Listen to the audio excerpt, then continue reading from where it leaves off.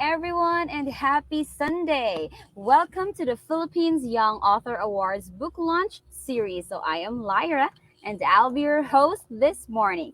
Thank you, everyone who are watching right now, and please don't forget to share this Facebook Live to your friends on your Facebook wall. And you can tag your friends as well, or you can host a watch party. So, we are featuring young authors from the Philippines here in our online book launch who won last year's Philippines Young Author Award. So I know you're all excited to know who our featured young author for today is. So let's go right into it. So the young author we are featuring today is the third placer in last year's Philippine Young Author Awards. And she is a secondary level student at Madre Maria Pia Notary School, and she's only 16 years old. So, everyone, let's please welcome Ellysa Joyce Marin. Good Hi, morning. Ellysa. Hello. Good morning, Ellysa. How are you feeling today? I'm feeling quite nervous but also excited. Oh, that's good. Let's just focus on the excited part. So, anyway, Ellysa, so how's your weekend so far? Are you busy over the weekend? I've been busy over the weekend. Actually, we just had our graduation for Oh, junior high school yesterday, so I was quite busy because we were attending the ceremony. oh, I see. So I think this is also a continuation of your celebration. Yes. All right. So anyway, Ellysa, can you tell us about your life as a student? At the time when I joined the writing competition, I was just 16 years old, but this year I turned 17 and Oh, I've just graduated from Madre Maria Pia Notary School, which has been my home for the last 14 years. oh, And really? now I am entering senior high school and I will be studying in the La Salle University in Manila. Oh, I see. So I think I can relate to that. I'm also a Lasallian. So anyway, Ellysa, so how did you start to love writing stories? I started to love writing stories when I first read novels. So I think I was about 8 years old at the time. And the first novel that I read was called Goddess Girls. So my father introduced this series to me, and I was really amazed by the cover. So I thought it would be good to start reading it. And so I became fascinated with how um, the authors described the world with mere words. So I became inspired to write my own stories as well, especially after reading books written by J.K. Rowling and Cassandra Clare. J.K. Rowling is the author of Harry Potter, while Cassandra Clare is the author of the Shadowhunter Chronicles, most famous one being Mortal Instruments series. Wow. You mentioned earlier that it was your father who introduced you the novel Goddess Girls.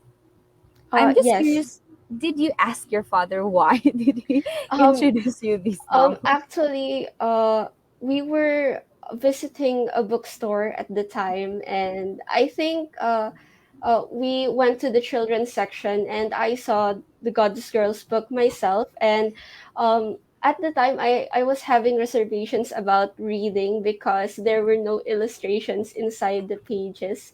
But during one of our rides to school, he told me that reading was another sort of adventure that would be better than watching movies, and he wasn't wrong.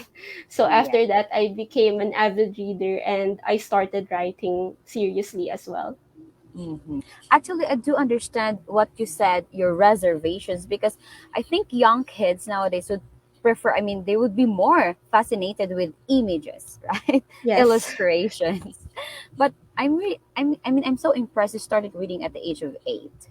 yes. Um, That's I started reading storybooks way before that. I think when I was about 3 years old, but really. Yes, actually, we have a collection of fairy tale books here, especially Bible stories, because I really used to love reading those.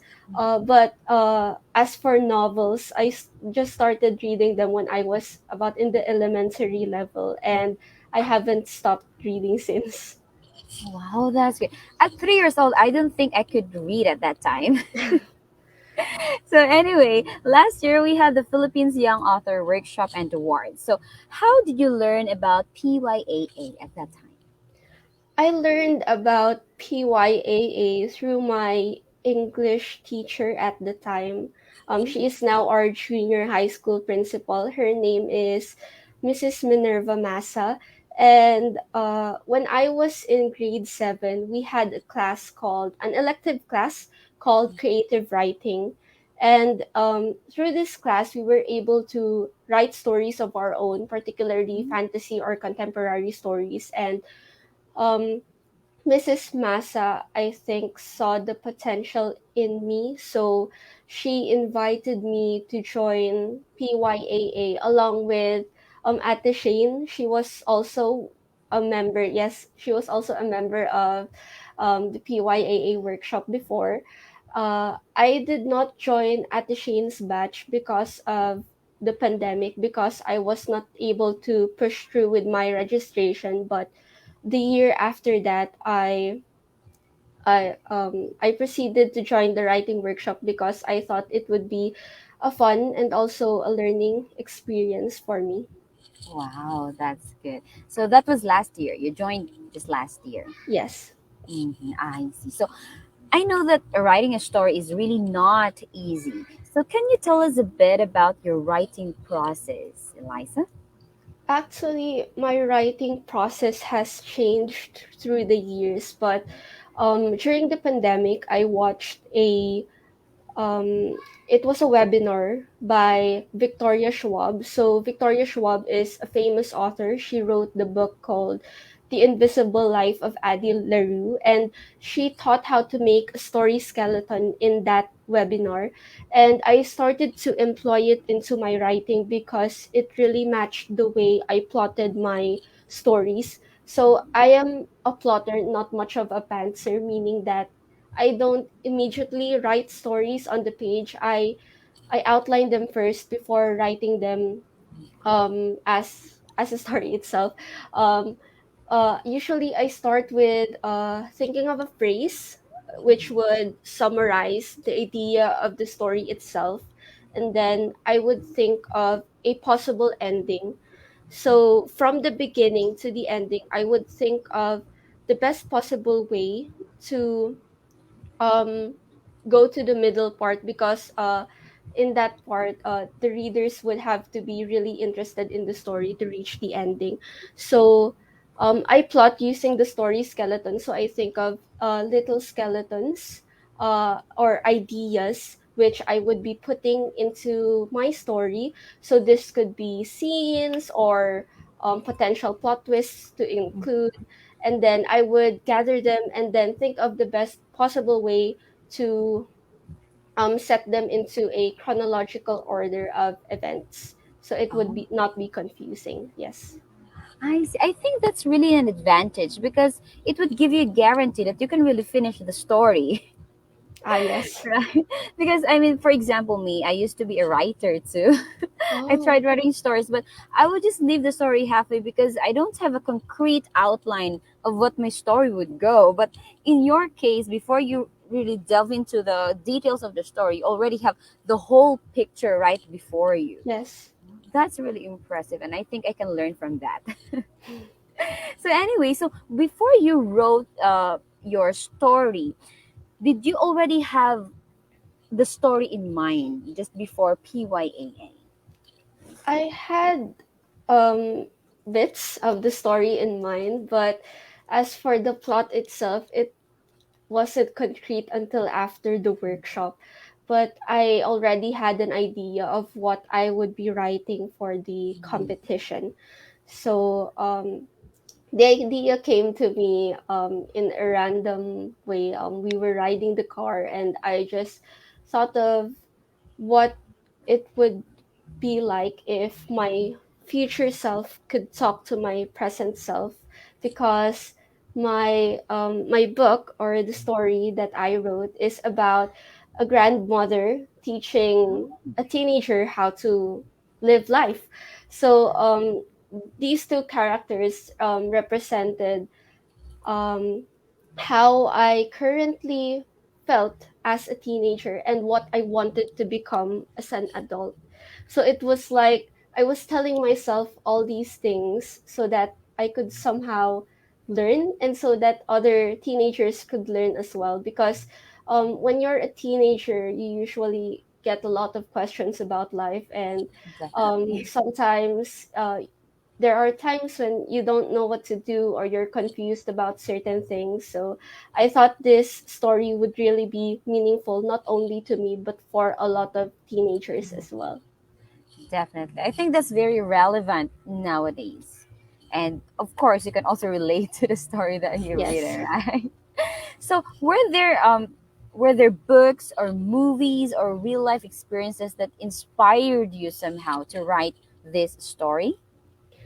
Yes, there is a book that inspired me to write this story. Actually, it's behind me. Oh, Um, I think, wait, can if you I try can to get show it. it? Um,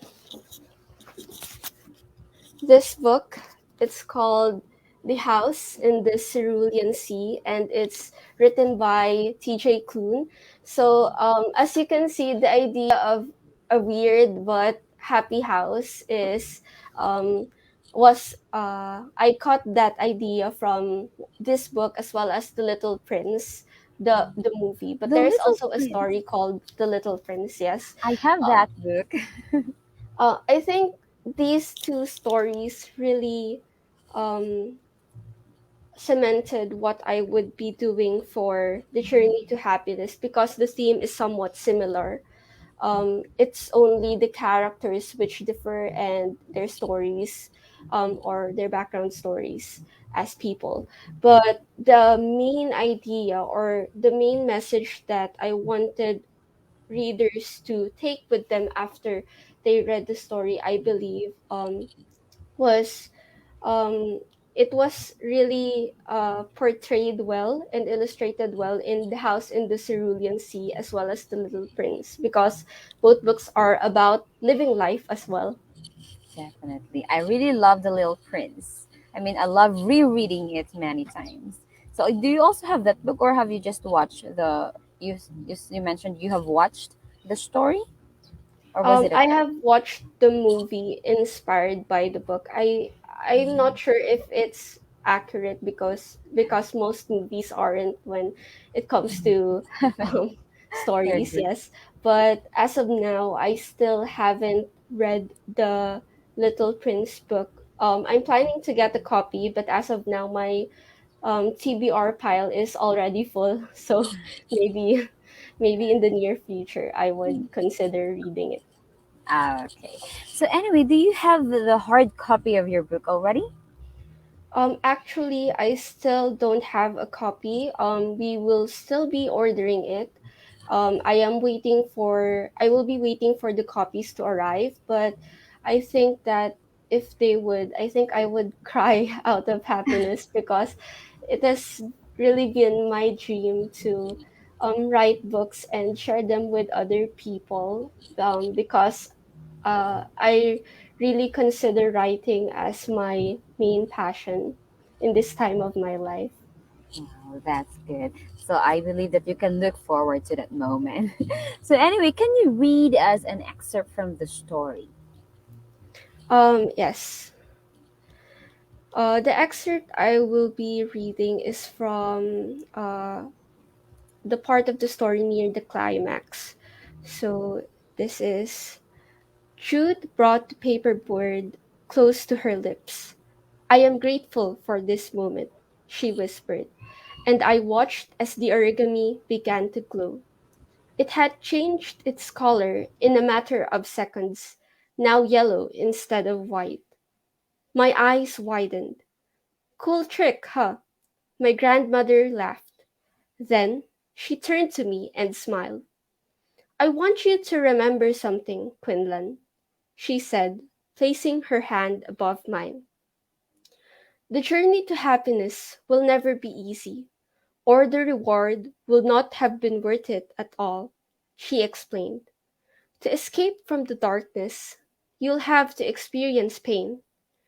But by acknowledging that feeling, you'll become one step closer to accepting yourself for who you are, not searching for something more, but being grateful for something that's simply there. She smiled. I believe you can do it, Apo. That is all. Wow, I really love that excerpt, especially the point when you said to escape from the darkness, one has to experience pain and Yes. being grateful for something that you have. That is very practical and that is very relevant to, I think, not just a few people, but to everyone. That is really impressive. Thank you so much for sharing that, Ellysa. So, can you share us about the most difficult or most challenging part of writing the book? The most challenging part about writing the book was illustrating or writing about the feelings of my main character, Quinn, because I believe that it is different to just simply write something and to show the readers what is happening. So I wanted to show them Quinn's emotions, my main character's emotions, because I wanted them to sympathize with her or somewhat relate with her in a way because I believe that um Quinn is a teenager who still doesn't know herself very well, and so her feelings are all over the place. So I took extra care to um, illustrate how she felt in each scene because there is a character development for Quinn throughout the course of the story because she changes from being confused and trying to control everything around her to just simply living in the moment at the end part of the story. So clearly defining what characters, what emotions to work with during the course of the story, I believe was the hard part when I was writing it.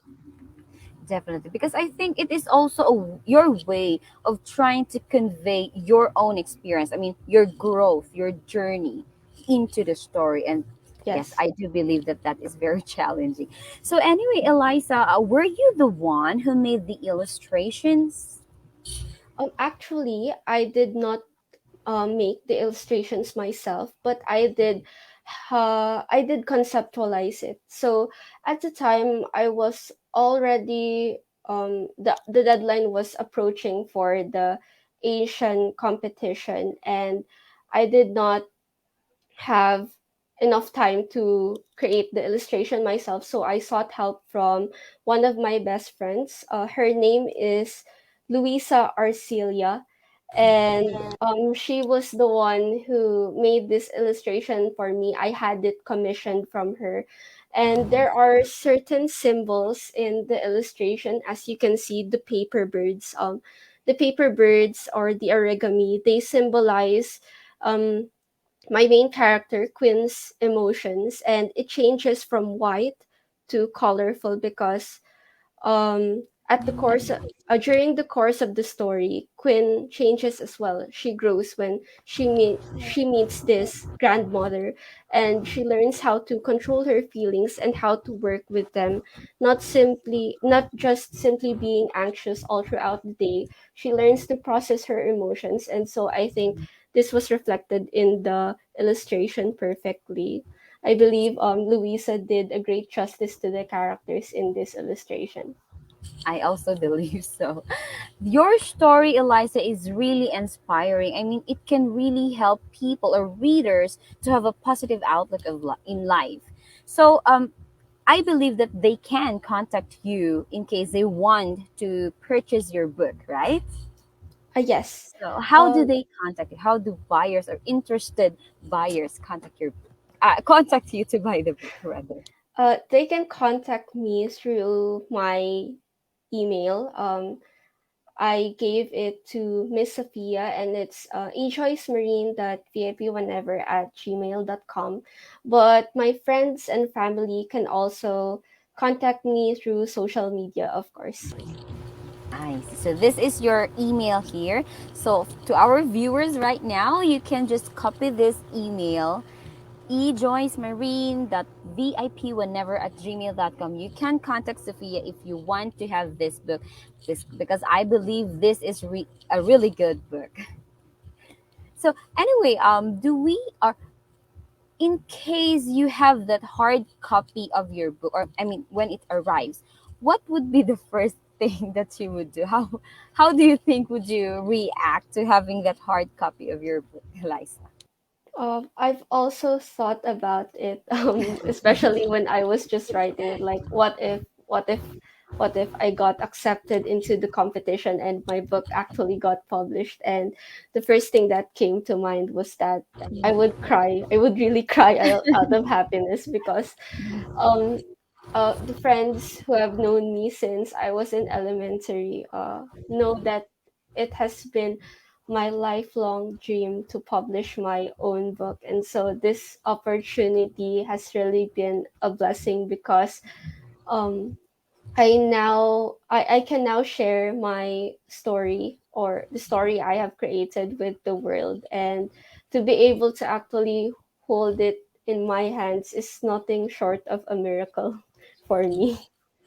Definitely. That's, of course, the fruit of your labor. So, anyway, do we have any questions from the audience here? Okay, so how do you avoid writer's block? I actually an author who I really admire said something about this, and this is the philosophy that I follow up until today.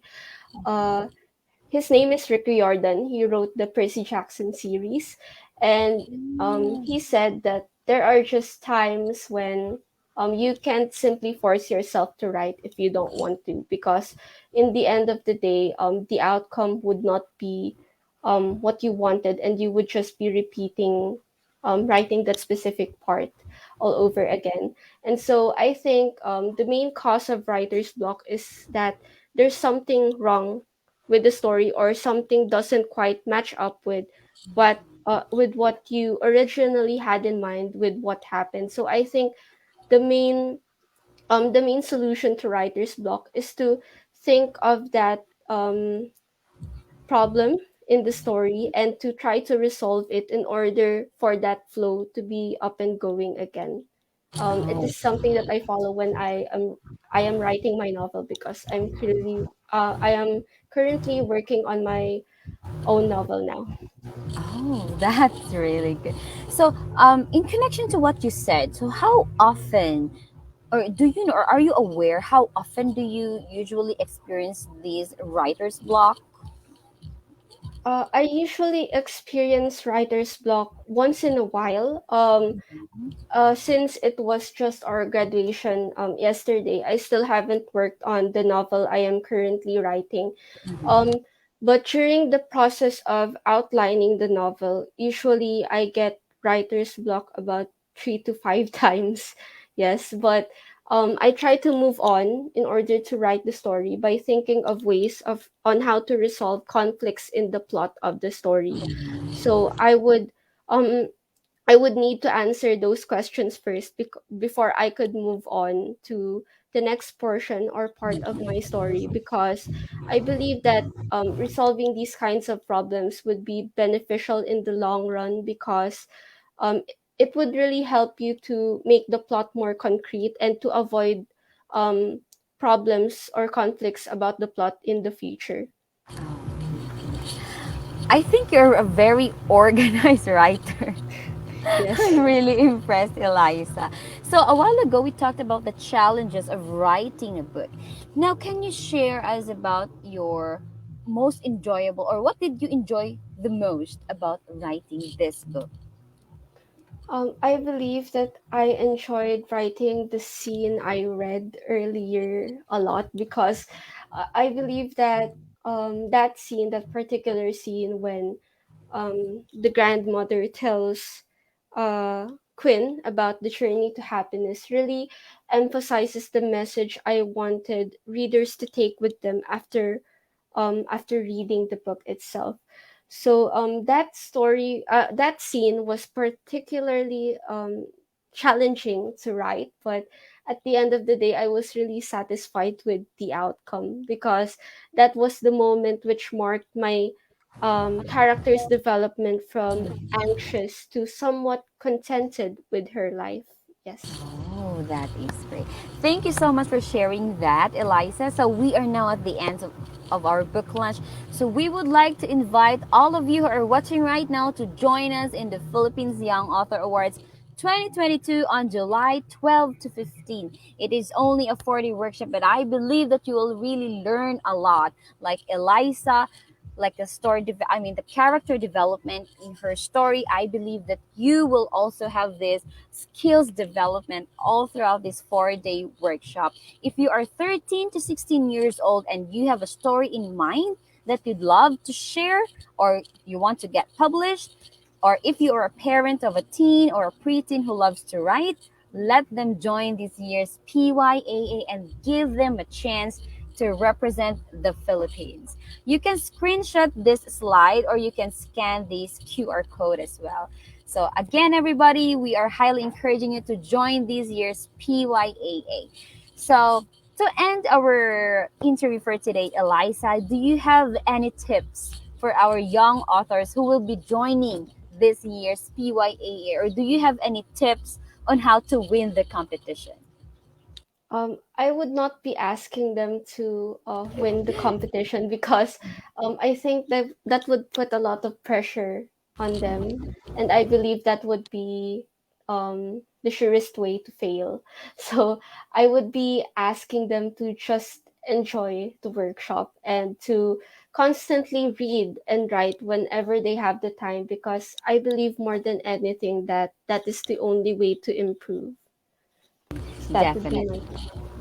Thank you so much for that. Do you have any other inspiring words for our future young authors? um I would just be saying, I would like to wish them luck if they are ever planning to join this competition in the future. And I would also like to remind them to, as I have said, not to put too much pressure on themselves because as young authors, the main purpose of writing is and should be enjoyment because we would not be able to improve writing if we would think of it as a chore or something that should be done instead of something that you desire to do.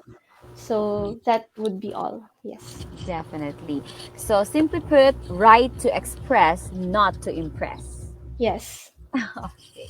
So anyway, I think you have a lot of fans, Ellysa. So we have here some comments. So congrats, Ellysa, from Mary Lauren, and also we have here with us watching Shania. I'm sorry if I mispronounced your name, and she is, I think, the second placer of the previous PYAA. So thank you so much for being with us, Shania, and wow, impressive. And I look forward to buying a signed copy of your book.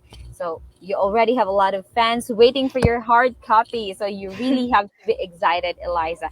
Anyway, thank you so much for today. I believe that your story is really inspiring. So I do hope that for all of our viewers for today, I do hope that you will really avail of the copy of Ellysa's book, The Journey to Happiness. And let's all find our journey to happiness. So, anyway, thank you so much, everyone. Thank you so much for being with us this morning.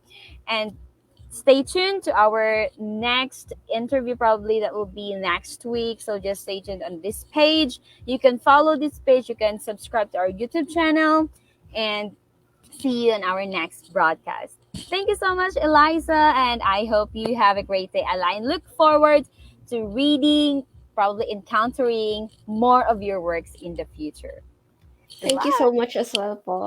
Thank you so much, Ellysa. Have a great day. Bye.